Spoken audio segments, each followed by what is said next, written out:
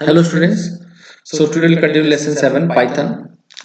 Now in the last class we have discussed about this print function. This print function is used to print the message on the screen or print the value of the variable on the screen, means or to print the result on the screen.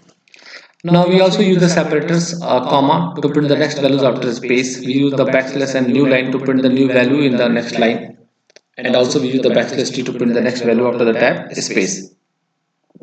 You can see here this as it is backslash t used to give the tab space. Now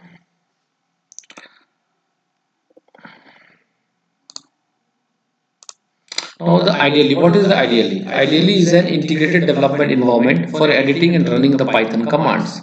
So on the ideally we write the Python programs and run it and execute it. So if you type an arithmetic expression inside the Python prompt, as you can see here, you have written here, this is the 3 greater than symbol is called the Python prompt, and in front of the Python prompt you have written the arithmetic expression 11 plus 22. So after writing this, when you press the enter key, you will get the result just after the Python prompt. See the 33 is the result. So if you we type an arithmetic expression at the Python prompt and press the enter key, the interpreter automatically evaluates it. Means it will process it and it will calculate the result and display the result in the next line. In this case, interpreter act as a simple calculator. Means the interpreter of the Python act as a simple calculator if you write the arithmetic expression on the Python prompt. It executes the instructions one line at a time. In this mode, means in the ideally mode, interpreter of the Python execute the instructions one line at a time. If you are evaluating an expression, it is not necessary to use the print function. For example, means here to get the result, you don't require to use the print function. See here many expressions are written 22 minus 11, pressing enter got the result 11, 22 divided by 10 got the result 2.2. So 22 multiplied 2 got the result 44. 22, this is the double asterisk means is called the exponent function. So this means read as 22 to the power 2. That is the square of 22. So square of 22 is 484. Now the script mode. So in the interactive mode, Python displays the result of the expressions. In the script mode, however, Python does not automatically display the result. Here, in writing the first you write the program in the script mode, then you save it by giving some name to the file and extension .py, and after that we compile it and execute it. So we use an interactive mode when we write a small program. Script mode is used for writing a big program because the output in the interactive mode is compressed between the statements and it is not suitable for writing the lengthy programs. As you can see here, so many program inputs are there, and this all the outputs are sandwiched between the inputs and outputs. So this is the program part, this is the output program part, Python prompt. After the lines written after the Python prompt is the part of the program, and the and just and the statements where no Python prompt is there, that is the output.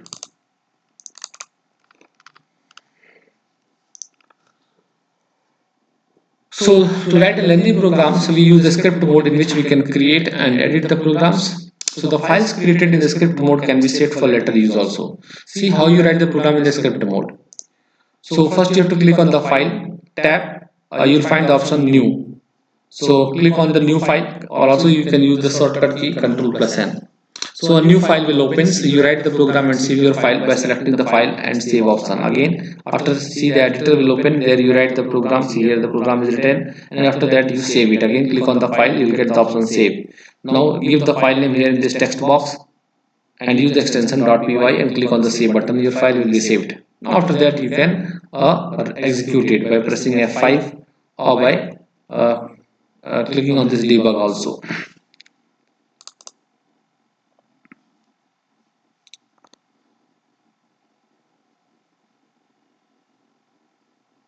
Now see this executing a file.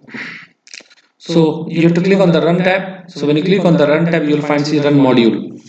So after saving the file, you have to click on the run and you'll find the run module 5. So it will execute the program and the output window will open. Here you will find the output. See the program's output is written there. Python is a high level language, and 10 to 110 false, these are the outputs result.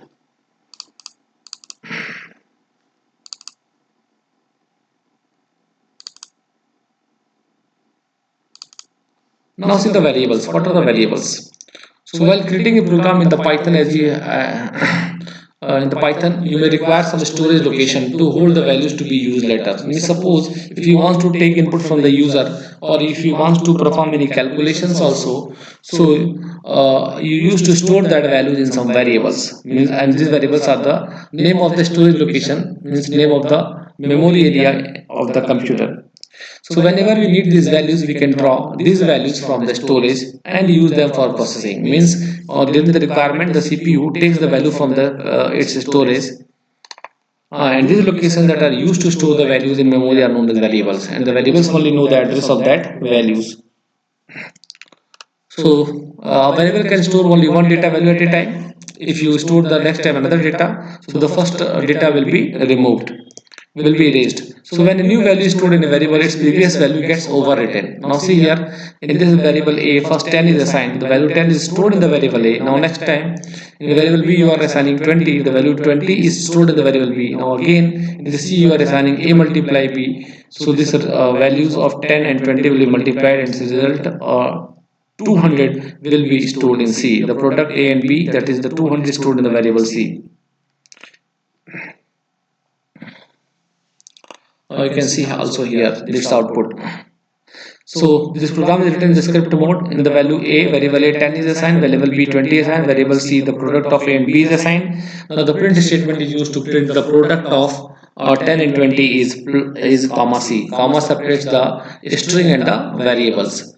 So on the place of C, you will get its value, which is the result of what is stored in C. See the output, the product of 10 and 20 is 200. On the place of C, you got 200, that is the result which is stored in the variable C. So there are some rules to write the variable names. So what are the rules? A variable name must start with an alphabet.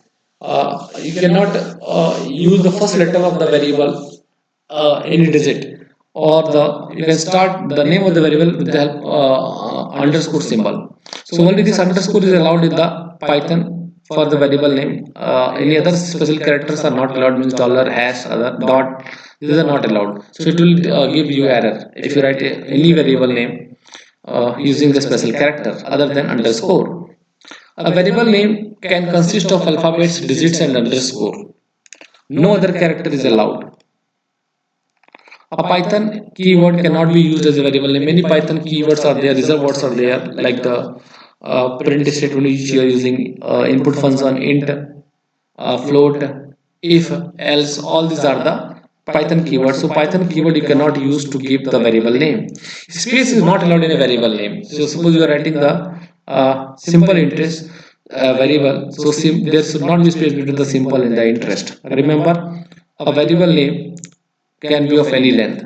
Variable names are case sensitive. Means, example, roll number are the different variable names. So this is all for the today's students. In the next class, we will continue this lesson 7. Thank you for your kind attention.